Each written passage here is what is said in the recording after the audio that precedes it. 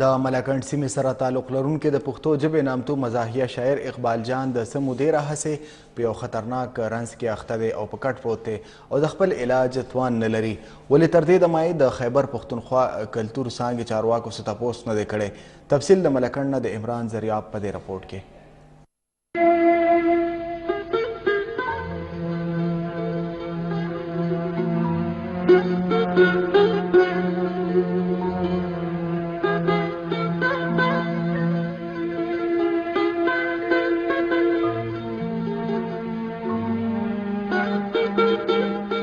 دا د اوښکو ډکې سترګې د بډخیلي سره تعلق لرونکي نامتو مزاحیه شاعر اقبال جان لالا دي. څوک چې د یو څو مودې راسي د یو خطرناکې ناروغۍ له وجې په کټ پروت دی. اقبال جان لالا ټول عمر د خپلې مزاحیه شاعرۍ له لارې خلک خندولي، ولې نن اقبال جان لالا د خپلې بېوسۍ او وجود ناروغۍ له وجې جاړي. اقبال جان لالا وایي چې څو ورځې وړاندې یې دواړو خپو کار پرېښی او په کټ کې د کېناستو او پاڅېدو لپاره هم د بل محتاج وي. اقبال جان لالا چې ټول عمر به یې خوله د خندا ډکه وه، نن په زړغوني اواز کې وایي چې ټول عمر یې د ولس په مخونو خنداګانو خورولو لپاره ورکړی، ولې چې نن په خپله بېوسه دی نو چا یې هم پوښتنه نه ده کړې. هغوی وایي چې څه وس مې کېدو هغه مې په ځان لګولې، ولې ډاکټران وایي چې په علاج به د 15 لکه روپۍ خرچ راځي، کوم چې زما د وس خبره نه ده. هغه ډاکټر ماته وایي چې وروره د دې اپریشن کول غواړي، ستا به دې مرۍ کې دلته کې رګونه مګونه بند دي، په دې سره د لاسونو او د خپې ستاسو کار پرېښاولی دی او څومره زر چې کېږي دا وکړه.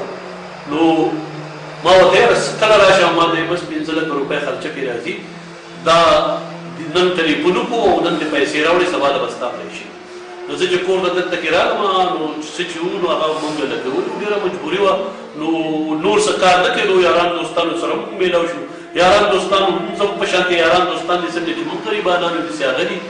نو تر اوسه پورې داسې نه دي شوي. په دغه اړه د پښتو وتلی شاعر رحمت شاه سایل وایي چې اقبال جان د پښتو ادب یو ستر شخصیت دی او د هغوی ټولنه صوبایي حکومت او د کلتوري څانګې چارواکو نه په کلکو ټکو غوښتنه کوي چې د اقبال جان د مناسب علاج لپاره اقدامات وکړي، چې اقبال جان یو ځل د دې جوګه شي چې خپلو بچو له رزق ګټلی شي. دا نه وایو چې هغه له دوره دوایي په کار ده چې هغه پې صرف ژوندي وي، دا ډېر زیات ذلیل تصور دی. منګه وایو چې هغه له داسې علاج وکړي چې جوړ شي، هغه زلمی سړی دی، خپل کور کپیل دی